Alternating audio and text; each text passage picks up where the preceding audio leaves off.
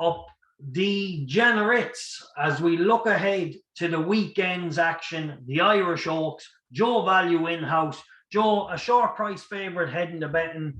Nice to see her out again. Is it looking as straightforward as the betting is suggesting?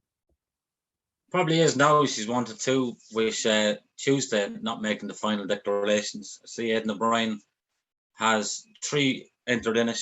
Emily-Dickinson, 𝗏, and he also has history in it. But you'd have to say, on all known form, that Emily-Upjohn only has to run her race and she'll probably come home in front. Yeah, it does look an interesting.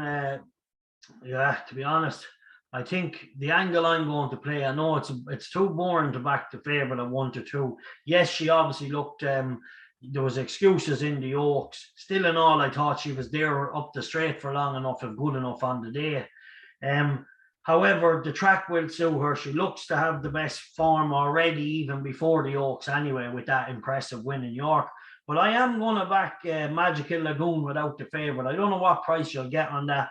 I do think in general it's a terrible race. Colin Keane's filly has stepped up and won the last twice, but she was beaten first time out by a couple of these fillies. I think maybe she was a third behind history or some of them anyway.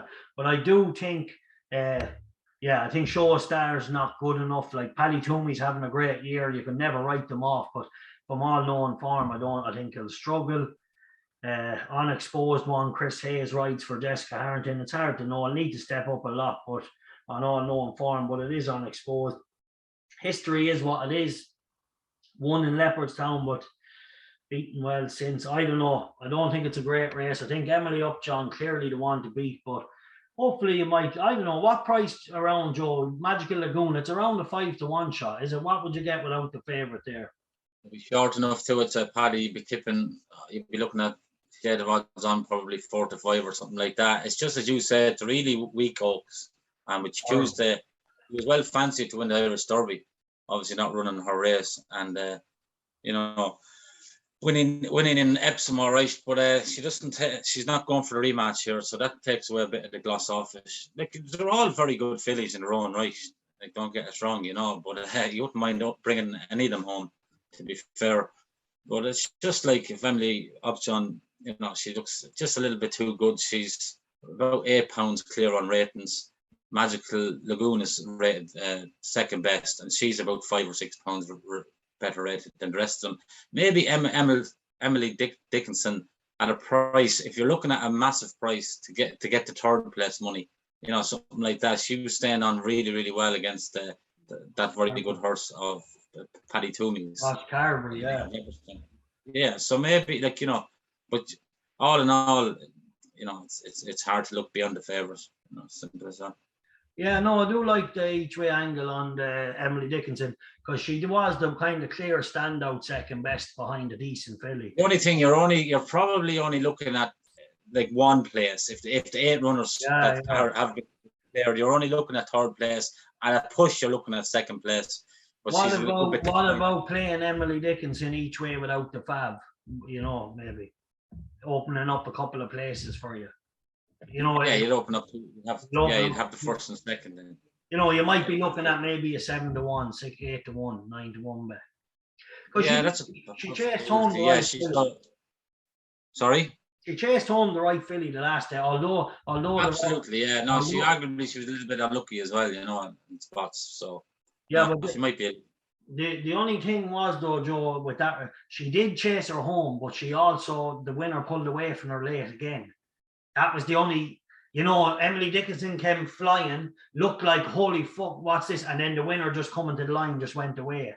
Kind of the last 3 strides. You know what I mean? As in, do you know the way sometimes a horse flies home, you're like, fuck, that could have won. It could have won. But the winner just, if you watch the last kind of 5 strides, I think the winner just pulled away from her again. So maybe she mightn't be good enough either. Anyway, but we'll have it. We'll definitely an interesting race for the each way bet, as it is. It's a terrible race. That's the truth. Right. Sorry about that. No, lads, but I have to say it as it is too. It's a pity. I just think Magical-Lagoon beat an okay filly of of William Haggis's, who had won in Goodwood the time before and won impressively the time before that in Nottingham. So she did beat a decent enough filly coming in. Hard to know how strong the form is, but she beat an unexposed filly in Ascot. Right, we'll move on then, Joe, to the Sapphire Stakes. What are you thinking here? What time is that? 3:10. It's a Group 2 over 5 furlongs. Yeah, I like the top horse here, Frankie Dettori again for Charlie Hills. Equilateral. I thought he ran a big race at Sandown last time, got no run whatsoever. You know, he seems to be coming back to form now. He's a 7-year-old. He was a bit in and out, but he's classy on his day. And, you know, when you go down through this form, they all kind of beat each other over here, don't they? So, for me, Equilateral, maybe Musto, Ed O'Brien's be a bit of a danger. Castle Star, obviously, very interesting. Coming back from his, this is his first run back from nearly 300 days off. But, you know, is he an out and out sprinter? We don't know. And he's going to be, it's a big ask for him, though. He's a very good horse, but it's a big ask. First run back. And I just like Equilateral. I haven't seen any prices yet or anything like that. But if so unlucky last time, couldn't get any run at Sandown. And, you know, I think it's a good chance there. Yeah, I'll tell you, it's funny, Joe. I tracked him straight after Sandown. I was like, we're getting the next day. We're getting the next day. I thought he'd run somewhere. I seen it. He got no run, was finished on the bridle, couldn't get out. And then I was like, I'll get him the next day. He'll win somewhere. But then I actually thought he was running in Ascot. I was like, oh, I'll get him now. It'll be lovely suited for the next thing. It wasn't even him. It was a different horse. It was equal something else anyway. Similar name. But the one worry I have with this horse, I think definitely after the last run, you want to be on him. The problem is he's been to the Curragh twice and he's disappointed twice. That's the only problem for me. I just went back through his form and I found 2 runs where he was at the Curragh. And yeah, he was 6th to 9th when 100 to 30. And there was one other run here. He was 6th to 14, you know. So that is the only thing that could have, but that was a high class race that he was 6th in. It was the Group 1 race. I think Glass Slippers won it, who then went on to win at the Breeders' Cup one year, I think. Or ran well in the Breeders' Cup juvenile sprint. Yeah. Did she win it? Did Glass Slippers? Was she placed? Yeah, she did. She won over the Breeders' Cup, didn't she? Either she won or she was placed. But yeah, so it was high class form. So if Equilateral can transform the clear good health he was in Sandown, he'll definitely be a very interesting horse. I do think Castle Star that you mentioned, very intriguing runner, looked to be very good. However, at times for me, he did look like an old horse that held a little back for himself. You know, in the finishes, sometimes he kind of ran at an angle late on. He kind of cock his head a little one way and finish off. But he definitely is a very interesting horse. Mooneista ran in Ascot, ran very well. Definitely a horse that could run well. It's hard. Haven't got the betting in, lads, so we're just kind of guessing what prices. But I do think I'll go with reverse forecast for me, Equilateral and Mooneista. That's Mooneista, yeah, Mooneista winner of this race last year. You know, she ran very well actually in Ascot, didn't she? I thought she ran a race. She was blown away by the Aussie horse, all right, but she still ran a race. Like, and she could be there or thereabouts. You'd have to respect her record at the Curragh. But you know, just for a bit of value, I suppose. He's 8 now. On the guide I'm looking at, he's 8 to 1 Equilateral. I doubt very much he's going to be anything like that. But if I got 5 or 6 to 1, I'd be happy enough. Yeah, definitely. If he transforms that last run, I know he didn't do much, but he couldn't do much. But he looked like he had all his ability intact. They gave a piece of work to him. He just on the bridle all the way and just couldn't get out. Like, and against sprinters, good sprinters, like they were flat to the boards and he just looming up behind him on the bridle. I just thought it was fierce eye catching. Now he's not spring chicken. He's 7-year-old, and as you say, his record at the Curragh wouldn't be great, but the price more than reflects that. I think he's an informed horse and he has his chance. Definitely.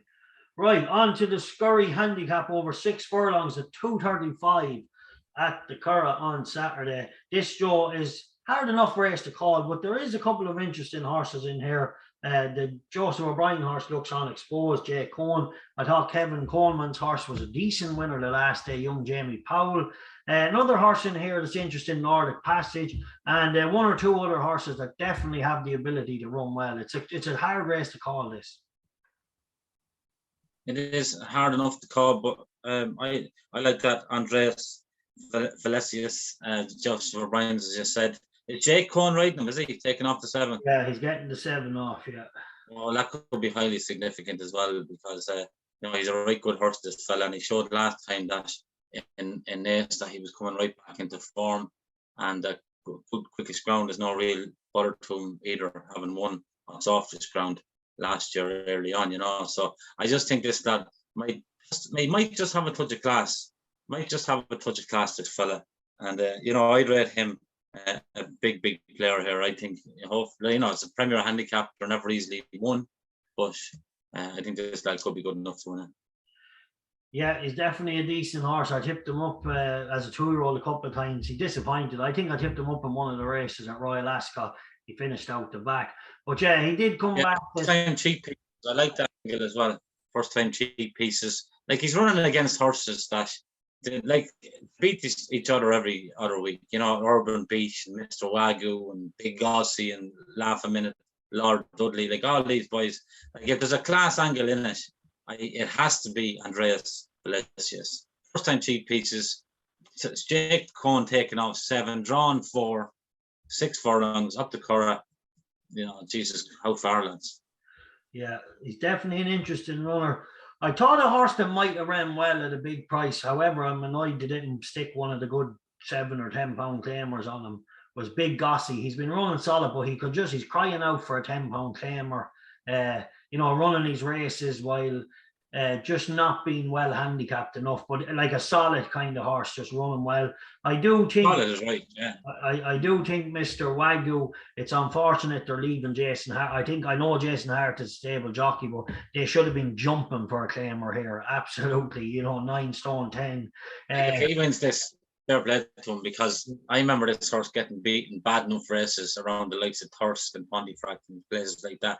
You could set your watch by him, you know what he's going to do, try and hop out in front. Like, fair play to him, he's after winning a good few races and a lot of prize money, but yes, if you won a Premier handicap up the Curragh, you'd be worried about the standard of horse over here. Yeah, no, he is a likeable horse, there's no doubt about it, because he did keep going through the ranks, and he actually got better with age, believe it or not. Yeah, absolutely. Better with age, which a lot of sprinters do, in fairness. You notice that with a lot of sprinters, that you see that where they can just get that bit more streetwise with age. But anyway, they learn as they go. Yeah, they learn as they go. I do think the horse you're talking, Joe, is the potential horse in the race. But I did worry about his attitude a little bit the last day. I thought he was good enough to win the last day, and just kind of, he was a but hence why they're sticking the cheek pieces on him now to keep his mind on the job, so to speak. Yeah, definitely interesting, and he could get a good pace to aim at in these handicaps as well, with the Kieran Cotter horses in there. They like to blaze a trail as well.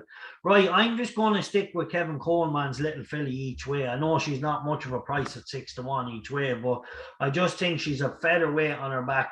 She has a brilliant young jockey, and Kevin seems to do well with the sprinters. However, I do respect everything Joe has said about his one, and I do think it could be the class edge. But she gets a lot of weight from him, but she was a cosy winner the last day, and maybe there's more to come. Only 3. Right, we're going to look, Joe, at the Hackwood in Newbury, the 256 on Saturday, before we go to Market Raising for their 2 big races. Where does it lie here, Joe? Group 3 over 6 furlongs. I know there's a horse in here you like, maybe disappointed a little the last day, but that was in a big race, 𝗵𝗀. 𝗵𝗀, yeah, like, it's down to a group 3 now. I thought this horse was going to be one of the best sprinters in the world at one stage, what he was doing as a 2-year-old, but he did get an injury, and it looks as though he hasn't come back the same horse. He did run okay at York. He was 3rd behind Highland Princess last time at Royal Ascot.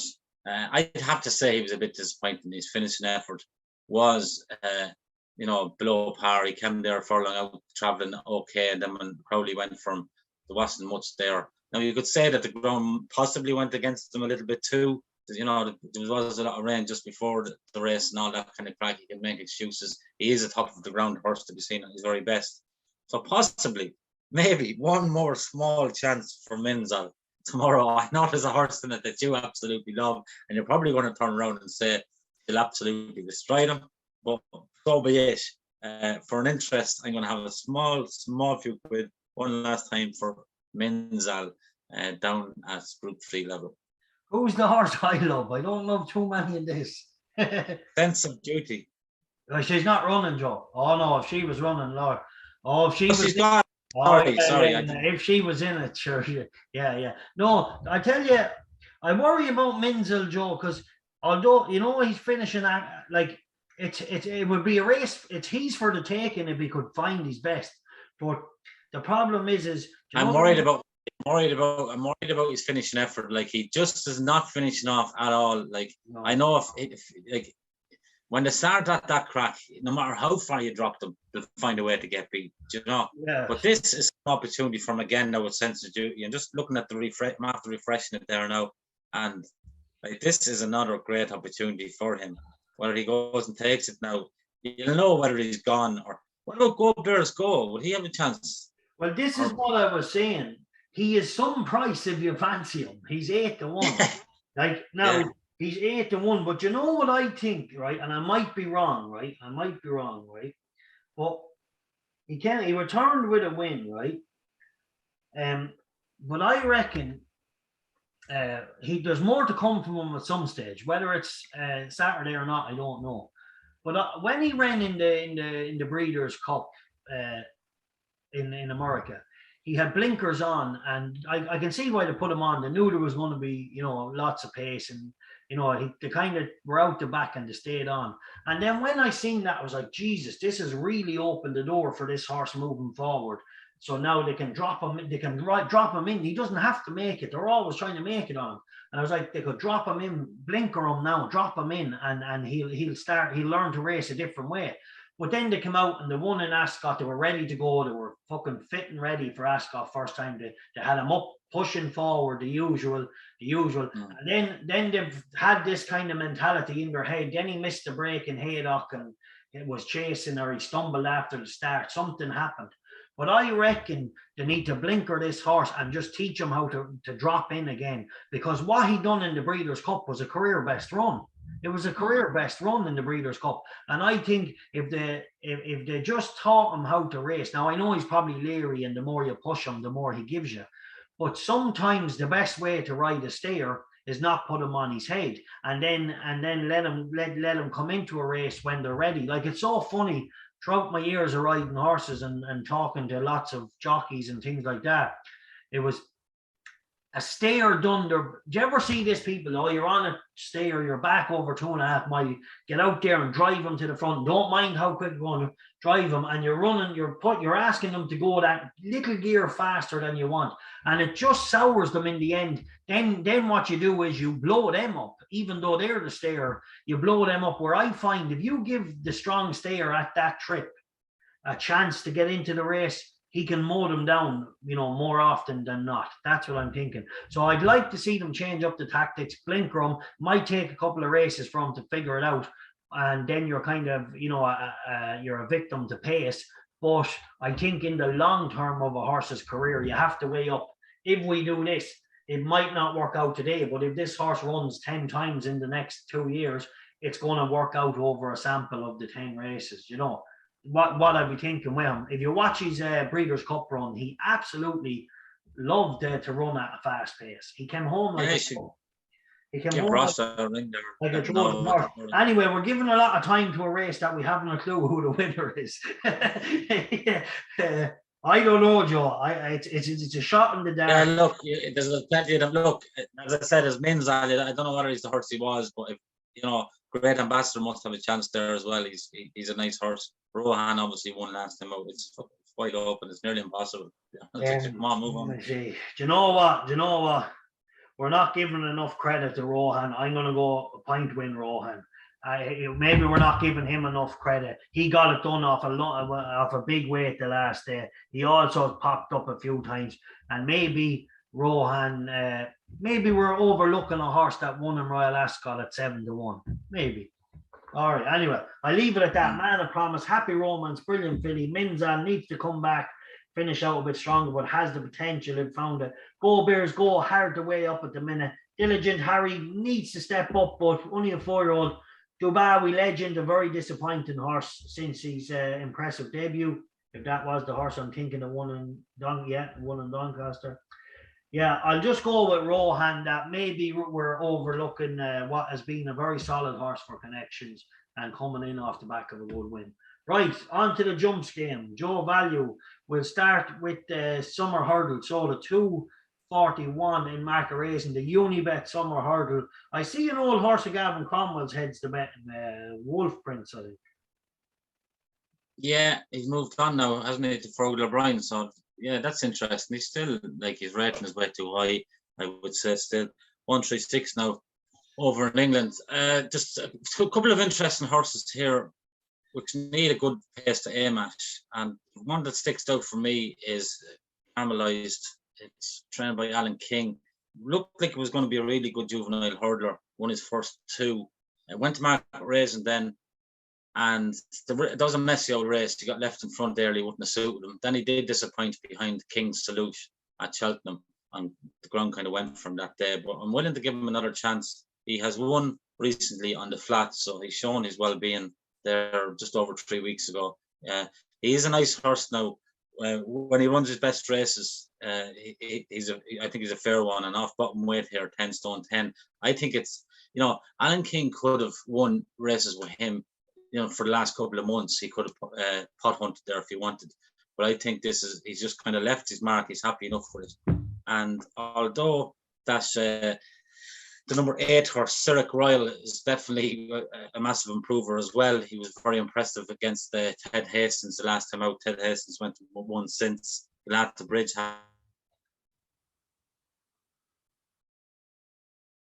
fatty. I tipped them up common. Looked all over the winner and got picked up late by a nice horse, Gordon Elliott's. But all in all, I'm going to go for Caramelized here off bottom weight. Com Cannon for Alan King.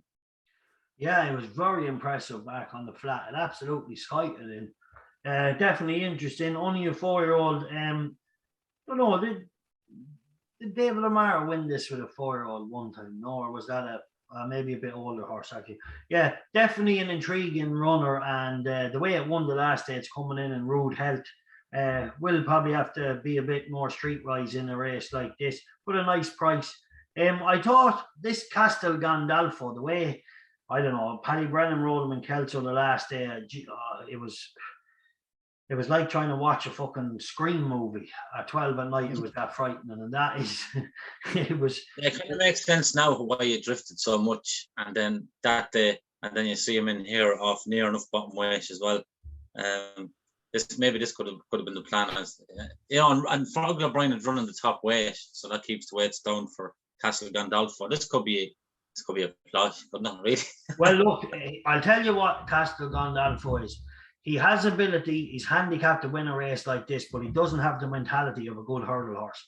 That is the balance you're trying to find. You think he'd be a lot better suited around the likes of market racing, though, than a big uphill finish like Kelso last time. But yeah, he kind of a better horse on the flat track, and I think this race is going to suit him. I don't know, as you say, does he actually want to go through it? Some days it looked like he didn't, but the more I think about now, Castel Gandolfo, he has some nice form in good races, handicap hurdles, and he is going to be coming there on the snap, turning in, you would presume. Anyway, he's probably not a bad each way alternative either, Yeah, I just thought in Kelso the last day, I thought Paddy Brennan kind of done what he done. He rushed him to get jumping, and this horse doesn't have any scope. And he was kind of poking up the inner. Like, it's when you're on a horse that's not a natural hurdler, that's a bit cowed at times in a race, you just don't want to be doing that kind of thing on a horse. You just want to be keeping it as simple as you can. Yes, you need to drop in, try and get a small bit of room from, because look, he is what he is. He's probably nicely weighted. He's only a 5-year-old. I'm sure they've done plenty of schooling since the last race, and I think he can run well. Has he the mentality to win this race? I don't think so, but I do think he has the ability. Right, I think, Joe, you could be onto something with Caramelized. And I think I'll go with you here. Maybe Alan King has this cherry right, because the way it won on the flat, if it could transform that, it's going to take some beating, I think. Just looked as if, for me, Paddy, looked as if they were happy enough. As I said, they could have won a couple of them handicap hurdles, bad handicap hurdles for the last couple of weeks. But they were just, they were just happy to keep him taking over on the flash, and he was good enough to win on the flat. And now they're going for this big prize here, the summer hurdle, So yeah, just a quick word then on another horse here, really likable horse. Surprised they're not claiming off him as well. It's Hurricane Alley, being a real little gem for connections, gutsy. Probably won't be good enough, but can see him running his race. I would have probably Sean Quinlan rides him again. He's had some great days with this horse. He's just he's a little gem. Oh, Brian Hughes won him in Angel, but Sean won him somewhere. Yeah, Sean won him in Bangor. He is a gem. Big improver. Big improver. I remember this horse a couple of years ago, and you wouldn't be saying that he'd ever get to a mark of anywhere near 123. But in fairness, John Mackey, he gets the best. He might be a small enough trainer, but he does get the best of most of his horses. He's definitely a likeable horse, and it'll run its race. But as you say, it's hard to see him winning. Just run through them really quick, I suppose. Wolf Prince, too much weight. Probably there just to keep the weights down for Fowler Bryan's other runner. Gaelic Coast, be very surprised if one off 135. The third horse there, Jamie Snowden's Piscap Bike, hardly be good enough. Ingleby Hollow will run its race, 10-year-old now though. His name is Mr. David, interesting, but off mark of 123, might just come up a little bit short, but will travel lovely into the race. Hurricane Alley we've touched on. Toronto, what do you make of him? Are you familiar with that horse? It's hard to know, because I'd say they haven't got to the bottom of him yet. So yeah, true enough. You know what I mean? It's hard to know. He won in a small field the last day. The young claimer rides him too, which can only be a help, I suppose. Yeah, Curragh has been very, very good. And he's still improving, but he has an awful habit of pulling too hard through early stages of his races. He mightn't get away with it in this better grade. Galata Bridge, I don't know, his favourite. I wouldn't mind taking him on. He's got beaten in much worse races than this. The bottom two there, Castle Gandolfo and Caramelized. The reverse forecast there is sticking out like a sore thumb. Yeah, just one more question, Joe. Who makes the running? Wolf Prince will be handy. Galata Bridge will definitely be handy. Gaelic Coast will be handy. There'll be plenty of pace. There'll be 3 or 4 of them going on there. I'm going through it here. I don't know if there's anyone confirmed, but look, let's hope so, because Galata Bridge will definitely be bringing along, I'd say. I think there's, the likes of Caramelized and Castle Gandolfo will be the kind of horses maybe that wanted, an even gallop with that kind of classy, flatty, speedy, travel away. You don't want I don't want to be Wolf Prince too much, but he's not going to win this off this kind of way, so they'll let him roll it as well. Yeah, go. Oh, yeah, there's another angle. Right, on to the big one, the Tote Sports, or the Unibet. I keep calling it the Tote Sport. The Unibet Summer Play It was the Tote Sport one time. Fergal O'Brien heading the betting here again. Mortalack, Peter Bowen's likeable, Frankie de Burle's second in a 7-1. And then the unexposed mare, Dom O'Neill for John Joe O'Neill. What are you thinking here, Joe? I like a horse called Mahler's Promise, who's a 7-year-old now, and he loves market raising. He's definitely steadily improving, and he'll run his race. He's so consistent, and if he runs his race again, I think he's going to be bang there. The trainer's having a wonderful time of it. James Mullins, and obviously it's an open race. It's a great prize. I think you won it as a jockey one time, did you? Yeah, I won it in actually the colours of this horse. That's Frankie de Burle's for Owen Roddy and Paul Fulger, or Roddy Owen and Paul Fulger. I think one of them, Paul, passed away actually, I think. But they had some really nice horses through the years. They've won this race a few times, their connections. I think Peter Bowen has won it. I don't know, but it's definitely could be 7 or 8 times he's won it. He's won it a lot of times. I don't know how many, but I was lucky enough to win it on a very progressive horse. That was very well handicapped. Looking at the Ironman, was it? Ironman, yeah. He ended up he was a 130 horse coming in, and he ended up a 160 horse. I look at this race this year. It's Jesus, how the class of this race has gone. Nearly, it's a 139 top in the weights in it. The year Ironman won it, he was in the mid 130s, and he was 10 something. I think 𝗏𝗏𝗏𝗂 was a 155 horse, or he topped the weights, or some of them good horses. So it looks like to me that maybe this race, the class edge has kind of come off it, that a 139 is a top weight. I think the prize money has dropped a lot for it too in recent years. Anyway, that reason, I do think Paddy Brennan's looks like it's going to be much better suited going this way around. Progressive horse, jumps out to the right, 7-year-old, probably be hard to beat. Frankie de Burley's is what he is. He's going to run his race. Is he good enough to win it? Possibly a year like this, he might be, but on like Peter Bowen targets this race every year. He has 2 horses in it. He has 𝗓𝗏𝗄𝗏 as well, who was second to the horse you just mentioned, Mahler's Promise. He was second to him the last day. But I do think, as much as Peter targets the race, I think he has 2 horses this year that maybe are more exposed than what he would. He might have some years, he might have a horse coming in that's just a young progressive horse. But he has won it with these kind of solid chasers in the past as well. So it's not, there's no pigeonhole to the type of horse he can win the race with, that's for sure. I don't know, what do you think of La Dominique? Will she be streetwise enough and knacky enough for this? It might be just good enough. Jumps brilliant, like you'd have to say. But I don't think even her last run at the 𝗏𝗏𝗃𝗀𝗃, she was hiding anything. I think she was all out now, John Joe. He was throwing her in the fences there, and she kind of needed him at times, to keep her advantage and stuff like that. As you say, she might be just streetwise. Sorry? You have to be slick around here. I think Paddy Brennan is going to have a couple of, if you're going to jump a bit, and obviously this horse of Paddy's will probably be going a good gallop up front, and you'll be trying to, I think if you miss out a couple of fences here, it's hard to pull it back. It's a sharp track. You're right, it is. It's terrible hard to pull it back. You need a stone in hand, because the fences come at you so quick, even up the home straight. Like, if you're out of position, they can get away from you again with the 3 fences in quick succession up the home straight, even though it's a fairly long run in. But I'd be wary of Morlock as well. I know he's going the right way and all of that, but it's some performance to win a summer plate with this lad, when you think 2 months ago, Paul Nicholls kind of moving. Well, he used to be trained by Paul Nicholls in the early stages, but it's a massive ask running against horses with such experience. For me, Morlock is a massive lay. I wouldn't have him in the first 3. I think he could bomb out completely, to be honest. Oh yeah. I know he's favourite, and I could look stupid. I know he's a good engine on him and all that, but he's going to be taken on by Al Rock, and I'm sure the other pipe horse will be handy as well. Mahler's Promise won't be too far away.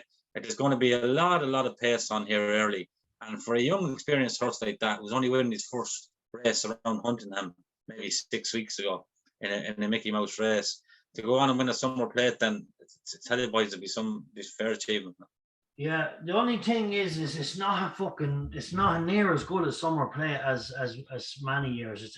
I know that, but they still have the experience edge, and a massive experience edge at that. Like, he's floating around winning 2 or 3 horse races, 4 horse races, and this might be a little bit of a culture shock to go now. As I say, I could be wrong, but there's another horse there only knows one way of going as well. 𝗏𝗏𝗃𝗀𝗃𝗀, that'll be flying going into the first couple of fences.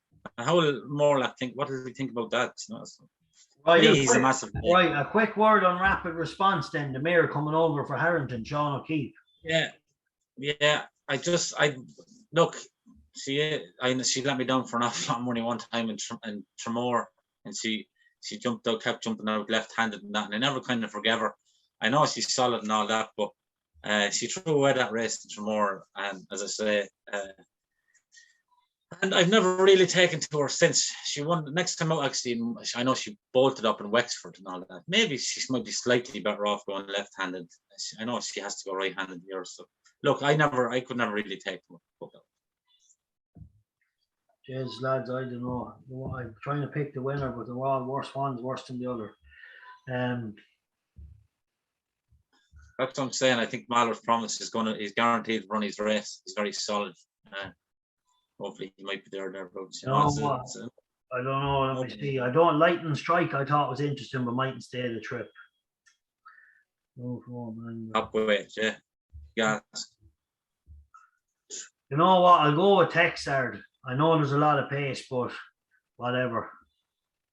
I'll just go with him because he beat a horse that came in off the back of a good win the time before. Look, it's a race I've no big opinion on, lads. Peter Bowen, definitely, you can't go far wrong when he's thereabouts. Anyway, Joe Value, 𝗥𝗲𝗏 each way for me. Peter Bowens can run well in what's not a vintage renewal of this race.